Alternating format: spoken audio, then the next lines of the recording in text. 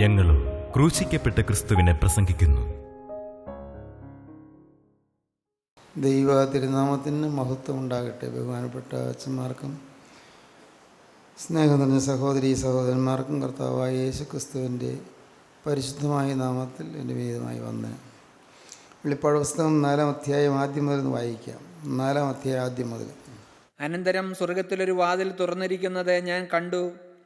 കാഹളനാദം പോലെ എന്നോട് സംസാരിച്ചു കേട്ട ആദ്യത്തെ ശബ്ദം എന്നോട്, ഇവിടെ കയറി വരിക, മേലാൽ സംഭവിപ്പാനുള്ളത് ഞാൻ നിനക്ക് കാണിച്ചു തരാമെന്ന് കൽപ്പിച്ചു. ഉടനെ ഞാൻ ആത്മവിവശനായി. സ്വർഗത്തിലൊരു സിംഹാസനം വെച്ചിരിക്കുന്നതും സിംഹാസനത്തിൽ ഒരുവൻ ഇരിക്കുന്നതും കണ്ടു. ഇരിക്കുന്നവൻ കാഴ്ചയ്ക്ക് സൂര്യകാന്തത്തോടും പത്മരാഗത്തോടും സദൃശൻ.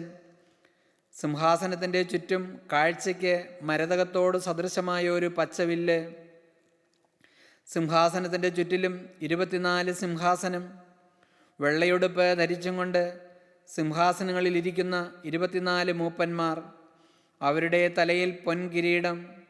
സിംഹാസനത്തിൽ നിന്ന് മിന്നലും നാദവും ഇടിമുഴക്കവും പുറപ്പെടുന്നു. ദൈവത്തിൻ്റെ 7 ആത്മാക്കളായ 7 ദീപങ്ങൾ സിംഹാസനത്തിൻ്റെ മുമ്പിൽ ജ്വലിച്ചുകൊണ്ടിരിക്കുന്നു. സിംഹാസനത്തിൻ്റെ മുമ്പിൽ പളുങ്കിനൊത്ത കണ്ണാടിക്കടൽ. സിംഹാസനത്തിൻ്റെ നടുവിലും സിംഹാസനത്തിൻ്റെ ചുറ്റിലും 4 ജീവികൾ. അവയ്ക്കും മുൻപുറവും പിൻപുറവും കണ്ണ് നിറഞ്ഞിരിക്കുന്നു.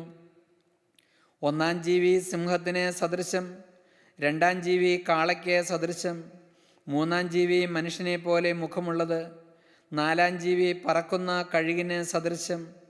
4 ജീവികളും ഓരോന്നിനും 6 ചിറകുള്ളതായി ചുറ്റിലും അകത്തും കണ്ണ് നിറഞ്ഞിരിക്കുന്നു. ഇരിക്കുന്നവനും ഇരുന്നവനും വരുന്നവനുമായി സർവശക്തിയുള്ള കർത്താവായ ദൈവം പരിശുദ്ധൻ പരിശുദ്ധൻ പരിശുദ്ധനെന്ന് അവർ രാപ്പകൽ വിശ്രമം കൂടാതെ പറഞ്ഞുകൊണ്ടിരിക്കുന്നു. എന്നേക്കും ജീവിച്ചിരിക്കുന്നവനായി സിംഹാസനത്തിലിരിക്കുന്നവന് ആ ജീവികൾ മഹത്വവും ബഹുമാനവും സ്തോത്രവും കൊടുക്കുമ്പോഴൊക്കെയും 24 മൂപ്പന്മാരും സിംഹാസനത്തിലിരിക്കുന്നവൻ്റെ മുമ്പിൽ വീണ് എന്നേക്കും ജീവിച്ചിരിക്കുന്നവനെ നമസ്കരിച്ചു. കർത്താവേ, നീ സർവവും സൃഷ്ടിച്ചവനും എല്ലാം നിൻ്റെ ഇഷ്ടം ഹേതുവാൽ ഉണ്ടായതും സൃഷ്ടിക്കപ്പെട്ടതുമാകയാൽ മഹത്വവും ബഹുമാനവും ശക്തിയും കൈക്കൊള്ളുവാൻ യോഗ്യനെന്ന് പറഞ്ഞുകൊണ്ട് തങ്ങളുടെ കിരീടങ്ങളെ സിംഹാസനത്തിന് മുമ്പിൽ ഇടും. ദൈവത്തിന് സ്തോത്രം. വെളിപ്പാട് പുസ്തകം മനസ്സിലാക്കാൻ വളരെ പ്രയാസമുള്ള ഒരു പുസ്തകമാണ്. ഏത് പുസ്തകം വ്യാഖ്യാനിക്കുന്ന പണ്ഡിതന്മാരായ ആളുകൾ വളരെ നിഷ്കർഷിച്ച് പഠിച്ചിട്ടുള്ള ഒരു പുസ്തകമാണ് വെളിപ്പാട് പുസ്തകം. ഓരോ പ്രാവശ്യവും ഈ വെളിപ്പാട് പുസ്തകത്തിൻ്റെ വ്യാഖ്യാനങ്ങൾ ഓരോന്ന് വായിക്കുമ്പോൾ ഞാൻ ചിന്തിക്കാറുണ്ട്, ഇതിൻ്റെ ഒരു അണു പോലും എനിക്ക് മനസ്സിലാകുന്നില്ലല്ലോ എന്ന്. മനസ്സിലാക്കാൻ പ്രയാസമുള്ളതാണ് വെളിപ്പാട് പുസ്തകം. കാരണം അത് പലതും അലങ്കാര ഭാഷയിൽ, രൂപകാത്മക ഭാഷയിൽ എഴുതിയിട്ടുള്ളതാണ്, സാദൃശ്യങ്ങളായിട്ട് എഴുതിയിട്ടുള്ളതാണ്, ദർശനങ്ങൾ തന്നിട്ടുള്ളതാണ്. ദർശനങ്ങൾ ഇതെല്ലാം മനസ്സിലാക്കാൻ വളരെ വളരെ പ്രയാസമാണ്. അതുകൊണ്ടാണ് പലതരത്തിലുള്ളതായ വ്യാഖ്യാനങ്ങൾ ഉണ്ടായിരിക്കുന്നത്.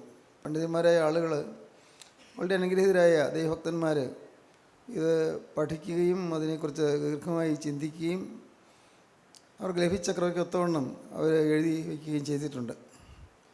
വളരെ ആഴമേറിയ കാര്യങ്ങളാണ് ഇതിനകത്തുള്ളത്. ഒന്നാമത്തെ കാര്യം വരാനിരിക്കുന്ന കാര്യങ്ങളാണ്. അതുകൊണ്ട് തന്നെ നമുക്കൊരു കൗതുകം ഉണ്ടാകും, നമുക്കൊരു ജിജ്ഞാസയുണ്ടാകും. വരാനിരിക്കുന്ന കാര്യങ്ങളിലാണല്ലോ പറഞ്ഞിരിക്കുന്നത്, സംഭവിക്കാൻ പോകുന്ന കാര്യങ്ങൾ പറഞ്ഞിരിക്കുന്നു. ഇനി എന്തെല്ലാമാണ് സംഭവിക്കാൻ പോകുന്നത്, അത് എല്ലാം വളരെ വ്യക്തമായിട്ട് തന്നെയാണ് പറഞ്ഞിരിക്കുന്നത്, സംഭവിക്കാൻ പോകുന്ന കാര്യങ്ങൾ. ഇതിൽ ഇവിടെ 4-ാം അധ്യായം തുടങ്ങുമ്പോൾ തന്നെ പറയുന്നത്, സ്വർഗ്ഗവാതിൽ തുറന്നിട്ട് അപ്പോസ്തലനെ യോഹന്നാൻ ശ്ലീഹായെ അങ്ങ് മുകളിലോട്ട് കൂട്ടിക്കൊണ്ട് പോവുകയാണ്. ഇനി മേലാൽ സംഭവിക്കാനുള്ളത് നിനക്ക് കാണിച്ചു തരാം എന്നാണ് പറയുന്നത്. മേലാൽ സംഭവിക്കാനുള്ളത് വ്യക്തമായിട്ട് പറയുന്നു. മേലാൽ സംഭവിക്കാനുള്ളത് ഞാൻ നിനക്ക് കാണിച്ചു തരാം. പിന്നുള്ളതെല്ലാം മേലാൽ സംഭവിക്കാനുള്ള കാര്യങ്ങൾ അവരൊന്നിരുന്ന് പറയുന്നത്. കാലത്തിൻ്റെ ഗതിവേഗത്തിൽ ഈ ഓരോരോ സംഭവങ്ങൾ നിറവേറുമ്പോൾ അത്ഭുതപ്പെടും, എല്ലാം വെളിപ്പാട് പുസ്തകത്തിൽ ഉണ്ടായിരുന്നല്ലോ എന്ന്. എല്ലാം വർഷങ്ങൾക്ക് മുമ്പ് വെളിപ്പാട് പുസ്തകത്തിൽ ഇതെല്ലാം എഴുതി വെച്ചിരുന്നല്ലോ എന്ന് നമുക്ക് മനസ്സിലാകും. എന്നാൽ അത്ഭുതപ്പെടും. ഞാൻ ഈ വ്യാഖ്യാന ഗ്രന്ഥങ്ങൾ പലതും വായിക്കുമ്പോൾ ഞാൻ ഓർക്കും, എൻ്റെ ദൈവമേ, ഈ വെളിപ്പാട് പുസ്തകത്തെക്കുറിച്ചൊരു ബൈബിൾ ക്ലാസ് എടുക്കുക എന്നുള്ളത് എന്ത് വിഷമമാണെന്ന്.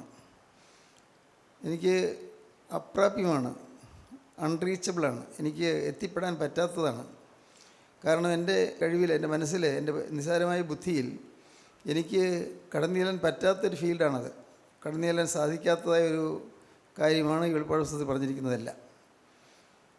എന്നാൽ അതിനകത്ത് ഇടയ്ക്കിടയ്ക്ക് കിട്ടുന്ന ചില ലളിതമായ കവശങ്ങളുണ്ട്, അത് നമുക്ക് സ്വീകരിക്കാം. പക്ഷേ ഞാൻ ഓർക്കും, ഇതെല്ലാം ഇത്രയേറെ ഗൗരവമേറിയ കാര്യങ്ങളിൽ എഴുതി വച്ചിരിക്കുന്നത്, ഇത് ഞാൻ പറയുന്നത് എൻ്റെ കർത്താവേ അവിടുത്തെ മഹത്വത്തിനായി തീരണമേ എന്ന്. അവിടുത്തെ മഹത്വത്തിനായി തീരുന്നതിൻ്റെ വചനത്തിൻ്റെ പ്രകാശം ജനഹൃദയങ്ങളിൽ പകരുവാൻ ഇത് ഇടയാക്കുകയും ചെയ്യണമെന്ന് ഞാൻ പ്രാർത്ഥിക്കുന്നു. കാരണം ഇത് മനസ്സിലാക്കാൻ പ്രയാസമാണെന്ന് ഞാൻ പറഞ്ഞല്ലോ.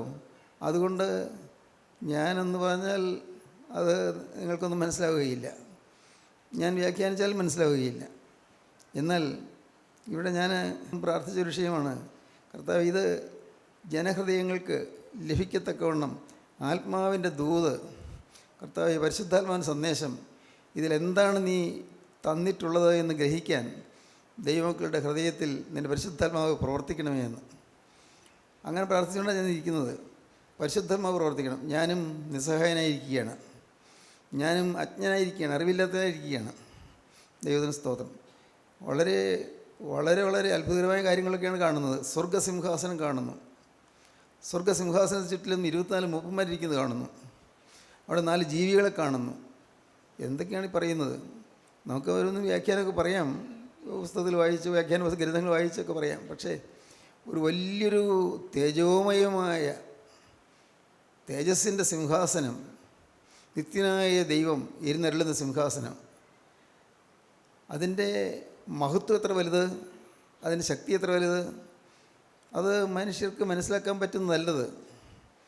വളരെ മിന്നിത്തിളങ്ങുന്നതായ ഒരു രാജകീയ സിംഹാസനം, നിത്യനായ ദൈവം അതിലിരിക്കുന്നു. ആ പറയുന്നത് പോലും ആലങ്കാരികമായിട്ടാണ്, ആ പറയുന്നത് പോലും പ്രതീകാത്മകമായിട്ടാണ് പറയുന്നത്, ദൈവസിംഹാസനം. പിന്നെ അതിൽ ചിന്തിക്കാനുള്ള കാര്യം, ഞാൻ കാണുന്നത് ഒരു ദിവസം ആ സിംഹാസനത്തിൽ ഞാനും ചെല്ലും. ആ ഒരൊറ്റ കാര്യമാണ് എനിക്ക് അതിൽ എന്നോട് തന്നെ സംസാരിക്കാനുള്ളത്. ഒരു ദിവസം, എന്നോ ഒരു ദിവസം, അത് ചിലപ്പോൾ അടുത്താകാം, ചിലപ്പോൾ അകലെയാകാം, ഒരു ദിവസം ആ സിംഹാസനത്തിൽ ഞാനും ചെല്ലും, ആ തേജസ്സേറിയ സിംഹാസനത്തിൽ ഞാൻ ചെല്ലും. അന്ന് എൻ്റെ ജീവിതം എങ്ങനെയായിരിക്കുന്നോ അത് ആയിരിക്കുന്നത് പോലെ തന്നെ വെളിപ്പെടും. ഇന്ന് മനുഷ്യ മുമ്പിൽ വെളിപ്പെടുന്ന ഞാനുണ്ട്. മനുഷ്യനെ കാണുന്നു, എന്നെക്കുറിച്ച് ചില അഭിപ്രായങ്ങൾ ഓരോരുത്തരും രൂപവൽക്കരിക്കുന്നു. അത് മുഴുവൻ ശരിയായിരിക്കണമെന്നില്ല. ഞാൻ എന്നെ കാണുന്നു, അതും ശരിയായിരിക്കണമെന്നില്ല. എൻ്റെ സ്വഭാവം, എൻ്റെ വ്യക്തിപരമായ ജീവിതത്തിലെ എൻ്റെ ജീവിതത്തിലുള്ളതായ എൻ്റെ നന്മകളെന്ന് ഞാൻ കരുതുന്നതായ കാര്യങ്ങൾ അതുപോലും ശരിയാകണമെന്നില്ല. എല്ലാം ഉള്ളതുപോലെ കാണുന്ന തേജസ്സിൻ്റെ സിംഹാസനത്തിൽ ചെല്ലും. എല്ലാം ഉള്ളതുപോലെ, മനുഷ്യർ കാണുന്ന പോലെയല്ല, ഞാൻ കാണുന്ന പോലെയല്ല. എന്നാൽ സ്വർഗത്തിലെ ദൈവം എന്നെ എങ്ങനെ കാണുന്നു എന്നുള്ളത് വെളിപ്പെടുന്നൊരു ദിവസമുണ്ട്. സ്തോത്രം. അതൊരു വളരെ ഗൗരവമേറിയ കാര്യമാണ്. എല്ലാം വെളിപ്പെടുന്നവൻ്റെ മുമ്പിലേക്ക് നാം ചെല്ലും. നാം ചെന്ന് അപ്പോഴാണ് എൻ്റെ കർത്താവേ, ഭൂമിയിൽ വെച്ച് ചിലതെല്ലാം കേട്ടു, എന്നാൽ അതിൻ്റെ ഒന്നും അർത്ഥം ഗ്രഹിച്ചിരുന്നില്ലല്ലോ എന്ന് മനസ്സിലാക്കുന്നത്. സ്വർഗീയ സിംഹാസനം, ആ സ്വർഗീയ സിംഹാസനത്തിൽ അവിടെ ഇരുന്നില്ലെന്ന് നിത്യമഹാ തേജസ്സാകും ദൈവം, സർവശക്തനായ ദൈവം, സർവവല്ലഭനായ ദൈവം, സർവജ്ഞാനിയായ ദൈവം, സർവവ്യാപിയായ ദൈവം, ആ നിത്യനായ ദൈവം സിംഹാസനം ഇരുന്നുകൊണ്ട് നടക്കുന്ന കാര്യങ്ങളാണ് പിന്നെ പറയുന്നതല്ല. ദൈവത്തിന് സ്തോത്രം. 24 എന്ന് പറയുന്നത് ഞാൻ പറഞ്ഞത് നിങ്ങൾക്ക് ഓർമ്മ കാണുമായിരിക്കും. 12 ഗോത്രങ്ങളെയും 12 അപ്പോസ്തലന്മാരെയും ഉദ്ദേശിച്ചുള്ള ഒന്നായിരിക്കണം എന്ന് വിചാരിക്കുന്നു. അതും കൃത്യമായിട്ട് പറയാൻ വയ്യ.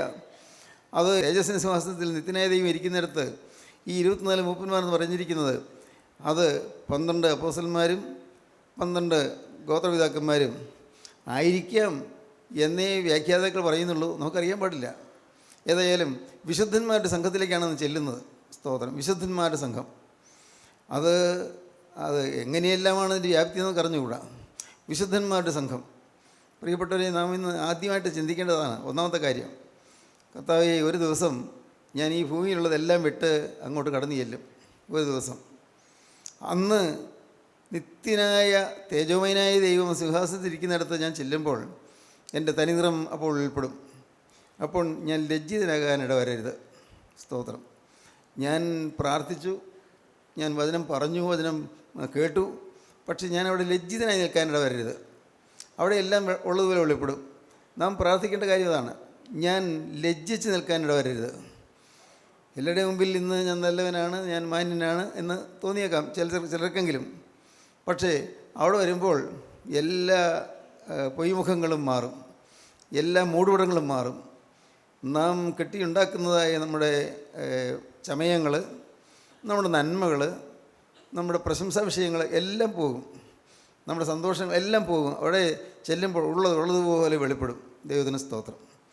അവിടെ ഓരോ കാലങ്ങളിൽ ജീവിച്ച പരിശുദ്ധന്മാർ അവിടെ വന്ന് കൂടുമ്പോൾ നാം എത്ര ചെറുതായിരിക്കും, നാം എത്ര വികൃതമായിരിക്കും, നാം എത്ര വികലമായിരിക്കും, നാം എത്രയോ മലിനപ്പെട്ടവരായിരിക്കും. അത് ഓർക്കുമ്പോഴാണ് കർത്താവേ, എന്നെ നീ ശുദ്ധീകരിക്കണമേ എന്ന് പറയുന്നത്. അതാണ് കർത്താവേ, ഈ ഭൂമിയിൽ വെച്ച് തന്നെ എനിക്കൊരു സമ്പൂർണ്ണ ശുദ്ധീകരണം തരണം. ഈ ഭൂമിയിൽ ഇരിക്കുമ്പോൾ തന്നെ പൂർണ്ണമായൊരു കഴുകൽ എനിക്ക് വേണം. ഇല്ലെങ്കിൽ ഞാനിവിടെ വരുമ്പോൾ ലജ്ജനായി പോകുമല്ലോ. ഒരു ദിവസം അക്കാര്യം സംഭവിക്കും, സംശയമില്ല. നാം ചെല്ലും, സംശയമില്ല. അക്കാര്യത്തിൽ നമുക്ക് ആർക്കും സംശയമില്ല. അതിലാരോടും അഭിപ്രായം ചോദിക്കേണ്ട കാര്യമില്ല. ഒരു ദിവസം നാം എല്ലാവരും മരിക്കും. മരിച്ച ഈ ആത്മാവ് നിത്യതയിലേക്ക് കിടക്കുക, നിത്യതയുടെ ഒരു ദിവസം എന്നോ ആർക്കറിയാം, എന്താണെന്ന് അറിഞ്ഞുകൂടാ. എന്നോ ഒരു ദിവസം നിത്യതയിലേക്ക് ചെല്ലുമ്പോൾ നിത്യനായ ദൈവത്തിന് മുമ്പിൽ നാം ഉള്ളതുപോലെ വെളിപ്പെടും. ദൈവത്തിന് സ്തോത്രം. അവിടെ നമുക്ക് കിട്ടാൻ പോകുന്ന ഭാഗ്യത്തെക്കുറിച്ച് വ്യക്തമായ നിർണയം നമുക്ക് ഇവിടെ വെച്ചുണ്ടായിരിക്കണം. ഇവിടെ വെച്ച് ഞാൻ യേശുക്രിസ്തുവിൻ്റെ തിരക്തത്താൽ കഴുകപ്പെട്ടു, എൻ്റെ പാപങ്ങളെല്ലാം കർത്താവ് കഴുകി തന്നു. അത് എൻ്റെ പ്രാർത്ഥനയുടെ കഴിവുകൊണ്ടല്ല, എൻ്റെ ജ്ഞാനത്തിൻ്റെ മേന്മ കൊണ്ടല്ല, എൻ്റെ വിശ്വാസത്തിൻ്റെ വർധനവ് കൊണ്ടല്ല, ദൈവത്തിന് എന്നോട് കരുണ തോന്നിയതുകൊണ്ട് കർത്താവേ, എൻ്റെ എണ്ണിയാൽ തീരാത്ത പാപങ്ങളെല്ലാം നാഥ നീ എനിക്ക് കഴുകി തന്നു. ദൈവമേ, നിനക്ക് സ്തുതി. ഈ ഒരു ഉറപ്പ് നമുക്ക് ഈ ഭൂമിയിൽ വെച്ച് തന്നെ ഉണ്ടാകണം. അതാണ് ഇതിൻ്റെ ആകത്തുക. നാം പാടുമല്ലോ, നിത്യതനിൽ ഞാൻ എത്തും, തൻ്റെ സ്തുതിയ പാദങ്ങൾ ഞാൻ മൊത്തും, ഭക്തിയിൽ ആനന്ദക്കണ്ണീർ ഞാൻ വീഴ്ത്തും, ഞാൻ എന്നും സ്തുതിക്കും. നിത്യതയിൽ എത്തിച്ചേരും. ഇവിടെ വെച്ച് ആ ഒരു ഉറപ്പ് നമുക്ക് കിട്ടണം. അതിനുവേണ്ടിയാണ് നമുക്ക് കൂടി വരുന്നത്. നമ്മുടെ യോഗങ്ങളെല്ലാം അതിനുവേണ്ടിയാണ്. പ്രാർത്ഥനാ യോഗങ്ങൾ, നമ്മുടെ കൺവെൻഷൻ പ്രസംഗങ്ങൾ, അല്ല നമ്മുടെ പള്ളി ആരാധനകൾ, നമ്മുടെ പള്ളി പെരുന്നാളുകൾ എല്ലാം ആ ഒരൊറ്റ കാര്യത്തിലേക്കാണ് നീങ്ങുന്നത്. പക്ഷേ നമ്മുടെ പള്ളി എന്തിനാണ്? നമ്മുടെ സഭ എന്തിനാണ്? നമ്മുടെ സൺഡേ സ്കൂൾ എന്തിനാണ്? നമ്മുടെ യുവന പ്രസ്ഥാനങ്ങൾ എന്തിനാണ്? എന്തിനു വേണ്ടി? നിത്യതയിലേക്ക് എത്തിച്ചേർന്ന് സ്തുത്യപാദങ്ങൾ മൊത്താൻ മാത്രം. ഈ ഭൂമിയിലെ ജീവിതം കഴിഞ്ഞൊരു ദിവസം കടന്നു ചെല്ലും. ഇവിടെ നമുക്ക് വഴക്കും പിണക്കവും അഭിപ്രായ വ്യത്യാസവും ഉണ്ടല്ലോ. വീട്ടിൽ കലഹവും ഭാര്യയും ഭർത്താവും തമ്മിൽ പിണക്കവും ഭിന്നതയും, മക്കൾ പരസ്പരം ശണ്ടയിടുന്നു, അല്ലെങ്കിൽ മക്കൾ വേണ്ടതുപോലെ പഠിക്കുന്നില്ല, ഉത്സാഹിക്കുന്നില്ല, അവർ ശ്രദ്ധിക്കുന്നില്ല. ഇവിടെ ഇങ്ങനെ ഒരുപാട് അലങ്കോലങ്ങളൊക്കെ ഉണ്ട്. പക്ഷേ ഒരു ദിവസം നാം ചെല്ലുമ്പോൾ അന്ന് സ്തുതിക്കപ്പെടേണ്ടതായ എൻ്റെ പാദം നാം മൊത്തണം എന്നുള്ളത്. സ്തുതിക്കപ്പെടേണ്ടതായ പാദം, യേശുക്രിസ്തുവിൻ്റെ തൃപ്പാദം സ്തുതിക്കപ്പെടേണ്ടതായ പാദം ഞാൻ മൊത്തം, ഞാൻ ആ പാദത്തിൽ ചെന്ന് വീഴും എന്നുള്ള ഒരു ഉറപ്പ് ഇവിടെ വെച്ച് നാം സമ്പാദിക്കണം. അത് കിട്ടുന്നതിന് വേണ്ടിയാണ് വാസ്തവത്തിൽ നമ്മുടെ യോഗങ്ങളെല്ലാം തന്നെ. അതിലേക്കാണ് വിരലിച്ചുകൊണ്ടേണ്ടത്. എന്തെല്ലാം കാര്യങ്ങൾ പറഞ്ഞാലും, ഏത് വിഷയം പറഞ്ഞാലും, യേശുക്രിസ്തു, നിത്യതയുടെ ഉടയവനായ ക്രിസ്തു എൻ്റെ ജീവിതത്തിൽ വന്നിരിക്കുന്നു. അവൻ്റെ ഹൃദയത്തിൽ കേന്ദ്ര ബിന്ദുവിൽ അവൻ അധിഷ്ഠിതനായിരിക്കുന്നു. യേശുക്രിസ്തു എന്നിൽ വസിക്കുന്നു എന്നുള്ളൊരു ഉറപ്പ് നമുക്ക് ഇപ്പോഴേ കിട്ടേണ്ടതാണ്. കാരണം മരണം എപ്പോഴെന്ന് അറിഞ്ഞുകൂടല്ലോ. അതുകൊണ്ട് യേശുക്രിസ്തു എൻ്റെ ഹൃദയത്തിൽ വസിക്കണം. യേശുക്രിസ്തു എന്നെ നിയന്ത്രിക്കണം. യേശുക്രിസ്തു എന്നെ ഭരിക്കണം. യേശുക്രിസ്തു എന്നെ യേശുക്രിസ്തു നടത്തണം. ഇങ്ങനെയുള്ള ഒരു ഉറപ്പ് നമുക്ക് കിട്ടണം ഇവിടെ വെച്ച്. മറ്റെന്തെല്ലാം പോയാലും, എന്തെല്ലാം നഷ്ടപ്പെട്ടാലും. ഒരുപക്ഷെ നമുക്ക് കടങ്ങളുണ്ട്, ഭാരങ്ങളുണ്ട്, അല്ലെങ്കിൽ നമുക്ക് രോഗമുണ്ട്, നമുക്ക് കഷ്ടപ്പാടുകളുണ്ട്, ഒരുപാട് ഞെരുക്കങ്ങളുണ്ട്, പ്രശ്നങ്ങളുണ്ട്, ഒരുപാട് പ്രശ്നങ്ങളുണ്ടല്ലോ. ഉണ്ട്, എല്ലാവർക്കും ഉണ്ട്. ഒന്നും മാറി എല്ലാവർക്കും ഉണ്ട്. എന്നാൽ ഇതൊക്കെയുള്ള ഈ ലോക ജീവിതത്തിൽ വെച്ച് എനിക്ക് സാധിക്കേണ്ട ഒരു ഏറ്റവും നിർബന്ധമായി സാധിക്കേണ്ട കാര്യം, രാജകീയ സിംഹാസനത്തിന് മുമ്പാകെ ഞാൻ ചെല്ലുന്നത് സമയത്ത്, കർത്താവേ നിൻ സാക്ഷിയെ ലജ്ജിതനാക്കരുതേ, നിൻ സാക്ഷിയെ ലജ്ജിതനാക്കരുതേ. കർത്താവേ നിൻ്റെ സാക്ഷിയായി ഞാൻ ഈ ഭൂമിയിൽ പലയിടത്ത് നിന്നു. ചിലയിടത്തിൽ ഞാൻ നിന്നെ സാക്ഷിച്ചു, ഞാൻ പ്രസംഗിച്ചു, അല്ലെങ്കിൽ ഞാൻ നിൻ്റെ വചനം പറഞ്ഞു.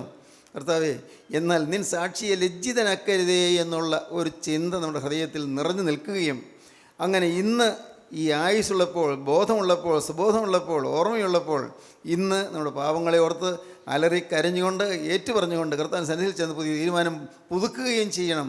അങ്ങനെ വേണം നമ്മുടെ ദൈനംദിന ജീവിതം നയിക്കാൻ. ദൈവത്തിന് സ്തോത്രം. നോക്കൂ, 8-ാമത്തെ വാക്യം വായിക്കാം. 4 ജീവികളും ഓരോന്നിനും 6 ചിറകുള്ളതായി ചുറ്റിലും അകത്തും കണ്ണ് നിറഞ്ഞിരിക്കുന്നു.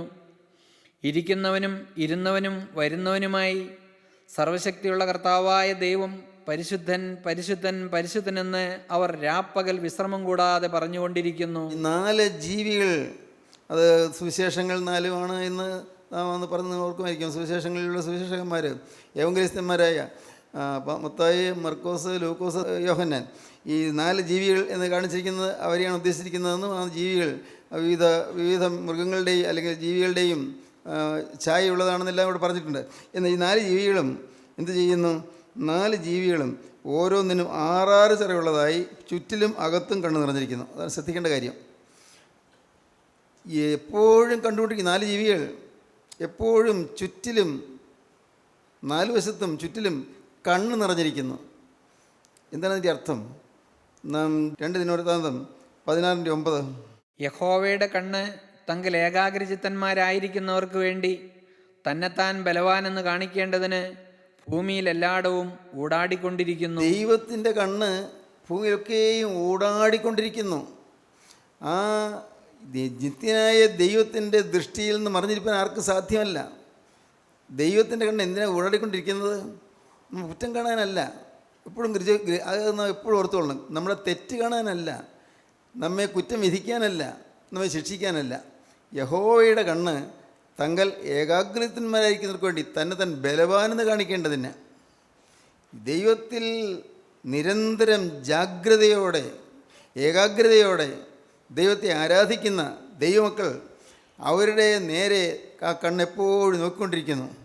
തെറ്റ് കാണാനല്ല, അവരെ പ്രോത്സാഹിപ്പിക്കാനാണ്, അവരെ അനുഗ്രഹിക്കാനാണ്. യഹോവയുടെ കണ്ണ് തങ്ങൾ ഏകാഗ്രചിത്തന്മാരായിരിക്കുന്നവർക്ക് വേണ്ടി തന്നെ ബലവാനെന്ന് കാണിക്കേണ്ടതിന് ഭൂമിയിലൊക്കെയും ഓടാടിക്കൊണ്ടിരിക്കുന്നു. ഇതിലും പ്രായോഗികമായൊരു വശം പറയാനുണ്ട്. എന്താണത്? നമ്മുടെ ജീവിതത്തിൽ നാം ഓരോരോ കാര്യങ്ങൾ ചെയ്യുമ്പോഴെല്ലാം ദൈവത്തിൻ്റെ കണ്ണ് നമ്മെ കണ്ടുകൊണ്ടിരിക്കുന്നു, പകലും രാവും കണ്ടുകൊണ്ടിരിക്കുന്നു. ഈ ഒരു ചിന്ത നമുക്ക് ആവശ്യമാണ്. ഒരുപക്ഷെ നമ്മൾ വീട്ടിൽ നകുന്നതായിരിക്കും, അങ്ങ് ദൂരെ ഏതെങ്കിലും ഹോസ്റ്റലിൽ പോയി താമസിച്ച് പഠിക്കുകയായിരിക്കും, അല്ലെങ്കിൽ ജോലി ചെയ്യുമായിരിക്കും, അല്ലേ വീട്ടിലോ കൂട്ടായ്മയുള്ളവർ ആരും നമ്മളെ കാണുന്നില്ല, ആരും പരിചയമുള്ളവർ ആരും അവിടെ ഇല്ല. പക്ഷേ യഹോവയുടെ കണ്ണ് തങ്ങൾ ഏകാഗ്രതന്മാരായിരിക്കുന്നവർക്ക് വേണ്ടി തന്നെ ബലവാനെന്ന് കാണിക്കേണ്ടതിന് ഭൂമിയൊക്കെയും ഊടാടിക്കൊണ്ടിരിക്കുന്നു. ഒറ്റയ്ക്കാണ് ഞാൻ ജീവിക്കുന്നതെങ്കിലും ആരും അടുക്കില്ലെങ്കിലും എന്നെ കാണുന്ന ദൈവം എന്നെ സംരക്ഷിക്കാൻ, എന്നെ അനുഗ്രഹിക്കാൻ എപ്പോഴും എന്നെ നോക്കിക്കൊണ്ടിരിക്കുകയാണ്. ഇത് മറക്കരുത്. ദൈവം എന്നെ ശിക്ഷിക്കാനല്ല, എനിക്ക് ശിക്ഷ വരാതിരിക്കാൻ, അനിവാര്യമായി വരാവുന്ന ഒഴിവാക്കാൻ പാടില്ലാത്ത ശിക്ഷ എനിക്ക് വരാതിരിക്കാൻ ദൈവം എപ്പോഴും എന്നെ നോക്കിക്കൊണ്ടിരിക്കുന്നു. യഹോവയുടെ കണ്ണ് തങ്ങൾ ഏകാഗ്രതന്മാർക്ക് വേണ്ടി തന്നെ ബലവാനെന്ന് കാണിക്കേണ്ടതിന് ഭൂമിയൊക്കെയും ഓടാടിക്കൊണ്ടിരിക്കുന്നു. സ്തോത്രം. ഓരോരുത്തരെയും കർത്താവ് നോക്കിക്കൊണ്ടിരിക്കുന്നു. നമ്മുടെ ബുദ്ധിയിലൊന്നും മനസ്സിലാവുകയില്ല. ഇത്രയും മനസ്സിലാക്കിയാൽ മതി, വളരെ എളുപ്പമാണ്. കർത്താവ് എന്നെ കാണുന്നു, എന്നെ കാണുന്നതിന് ഞാൻ എവിടെയും കണ്ടുപോകും. ദൈവമേ നീ എന്നെ കാണുന്നു, നിന്നെ മറഞ്ഞിരിക്കാൻ എനിക്ക് സാധ്യമല്ല. നിത്യനായ ദൈവത്തിൻ്റെ കണ്ണിൽ നിന്ന് എനിക്ക് മറഞ്ഞിരിക്കാൻ സാധ്യമല്ല. എന്നെ കാണുന്നു, ദൈവം എന്നെ കാണുന്നു. ഈ ഒരു ചിന്തയുണ്ടെങ്കിൽ നാം എത്ര കരുതലോടെ ജീവിക്കും. എന്നെ ദൈവം കാണുന്നു, എൻ്റെ ജീവിതത്തിൽ എന്നെ അനുഗ്രഹിക്കാൻ ദൈവം എന്നെ കാണുന്നു. ആ അനുഗ്രഹം എനിക്ക് നഷ്ടപ്പെടരുതല്ലോ, എനിക്ക് നഷ്ടപ്പെടരുത്. ദൈവം എന്നെ അനുഗ്രഹിക്കാനായിട്ട് എന്നെ എപ്പോഴും ഇങ്ങനെ ചുറ്റി നോക്കിക്കൊണ്ടേയിരിക്കുന്നു, ചുറ്റുപാടും എല്ലാം നോക്കിക്കൊണ്ടിരിക്കുന്നു. ആ ദൈവം എന്നെ നോക്കി കരയാനിട വരരുത്, ദൈവം എന്നെ നോക്കി വിഷാദിക്കേണ്ട വരരുത്. ഇവന് ജീവൻ കൊടുത്തത് ഇവൻ അവിശ്വസനായി പോയല്ലോ, കഷ്ടമായി പോയല്ലോ എന്ന് ദൈവം തോന്നരുത്. ഇവന് അനുഗ്രഹങ്ങൾ ഞാൻ കൊടുത്തത് നഷ്ടമായി പോയല്ലോ എന്ന് ദൈവം തോന്നരുത്.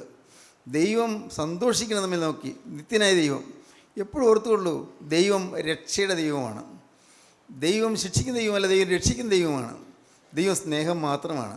എല്ലാവരെയും സ്നേഹിക്കുന്നു, ദുഷ്ടന്മാരെയും സ്നേഹിക്കുന്നു, നല്ലവരെയും സ്നേഹിക്കുന്നു, മാനസാന്തരപ്പെട്ടവരെയും സ്നേഹിക്കുന്നു, അല്ലാത്തവരെയും സ്നേഹിക്കുന്നു.